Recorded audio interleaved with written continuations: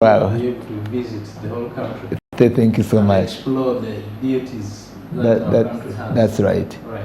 Yeah, our dear viewers and listeners, we have a relevant topical discussion, and with Smart 24 TV, we inform and teach. We do have debate discussions which are not all looking at political debates as per se, or in any way to maybe bring information that does not be impactful to the society. And that's why we call upon everyone, every good, loving Ugandan to support such a program. We appreciate you, Honorable, to be part of this discourse. And our topical discussion tonight, we look at the science and technology that Ugandans need for socio-economic welfare. For a brief preamble, I would like to inform and share with you, our dear guest, that it's of recent that I was analyzing, looking at how developed economies have made it. And it's of recent again, we are aware that there is a contradiction, a controversy of whether we are a middle income earning country or economy. And there is a report of the World Bank, there is a report of also the UGANDA'S has been able to present to us. There is a contention, of which maybe will be realized to know where we are later. Leaving that aside, last Monday, we had one of our guests who was supposed to be with us here, the Executive Secretary of Uganda National Council for Science and Technology.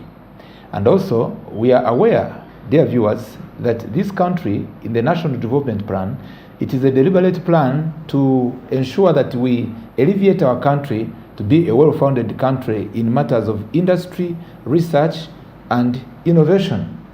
Doesn't leave out science and technology. The reason why we bring this kind of topic, dear Honorable Member of Parliament, we are aware that there are a number of laws which the Parliament has tried, has come up with, especially in form of those which are still at bill level, the biosafety bill, and there was also one which was rating with issues of technology, and which we think maybe would support the Ugandan economic growth. Science and technology, as I do conclude, last but not least, we applaud it. According to the international report with us, most of the developed economies, you talk about America, you talk about Russia and others, they have made it because of supporting science and technology. Our dear guest here is an expert. He's an expert in science and technology. And I do appreciate the knowledge in that. And also, he will be telling us more. You're welcome, sir. It's a pleasure to have this discussion, and we see how it can build our country's economic growth. Yeah, I think you've rightly framed the topic for tonight's discussion. Thank you. It's true, we need science and technology to be able to transform our society, create opportunities, to employ people. Most countries that have advanced have been able to prioritize science and technology. And I want to say the particular aspect of science and technology must be relevant to a society. And there are always issues that must be taken care of when you are also deploying science and technology. Because there may be safety issues, there may be other impacts, negative impacts that come with science. So all this must be put together through a regulatory framework. We have also known that countries that have, prioritized science and technology tend to have significant, contributions registered in the GDP, and all these explain the difference between nations that have predominantly remained, poor, and those that have been able to move forward. I think it's largely a matter of decisions and how they walk the path. Whereas in Uganda, there tends to be prioritization of science from a lip service. In other countries, they really go full swing by way of allocating more resources to the science and technology sector. There are countries that have been able to prioritize their human resource development, capacity development in areas of science. They have managed to put in place, as I said, the right regulatory framework. And there are also countries that have been able to, partner and collaborate with view of doing technology transfers. Whereas in our case, it's often spoken about. If you go to secondary schools, you will probably see many areas that do not have electricity. And when a school does not have electricity, it means they may not be able to deploy computers. You go to some schools, there are no science laboratories. You go to some schools, there are no science teachers. Across the country, we would have expected that at least in every sub-county or county, there should be a skills development institutions. There should be a skills development institution that train people in technical skills that are relevant to the country's progress, but this is largely missing.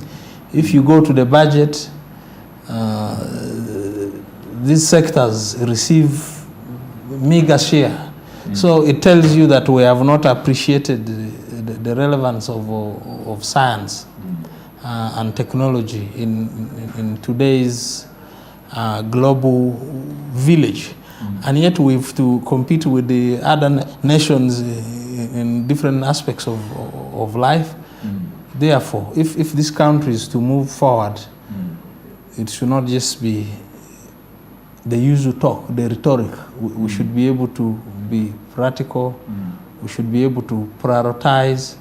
We should be able to invest in our infrastructure and ensure the science and technology we deploy and the knowledge we give here is very, very relevant and applicable.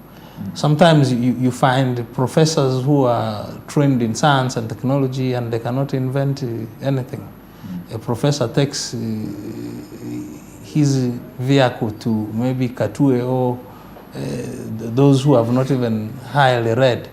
So that tells you there's a lot of theory in the science we are deploying in our country. And it's also important, as I said, to look at some of the scientific inventions in our country. I'm sure there's a lot going on which is not documented. There are people in the villages who are inventing various things that the government needs to prop up, but these are not being paid attention to. I remember there's a guy in my village in Maracha. He invented a technology to deal with the mosquitoes, but nobody knows about this. So different people are doing different things. There are people who are inventing, cars, different things. And some of our laws can be very, very restrictive. For example, if you are to do something that touches on space science, you may need to, get permission. So a lot of the things kill innovation. And whatever innovation is in space, sometimes they are not highly supported by the government. So these are things we need to align from both operational and policy point of view, but above all, the leadership of the country, the institution of parliament must prioritize what works for the country. For example, in the cyberspace, a lot of wars are being fought. But if the nation is not prepared for that, you will find your systems are always going to be compromised. Right now, our country is grappling with the famine. People are dying. And yet the agricultural technologies that are being invented, that a lot of innovators and inventors are coming up with. So those should really be promoted and deployed in our various communities to solve problems. So, in summary, science is very, very important. The science we need must be informed by our needs, and the deployment must factor in the negative impact of whatever technological innovation it is. Above all, the government must prioritize through action, not just lip service, and that must be reflected in funding. I want to appreciate you for your generous contribution in our first session. We are coming back, and you had reached on the sector of agriculture, and we'll also again embark on education. Stay tuned on Smart 24 TV. The Honourable Member of Parliament is educating us on an area which he is very much conversant with and with passion. See you in the next session. Please stay tuned on Smart 24 TV.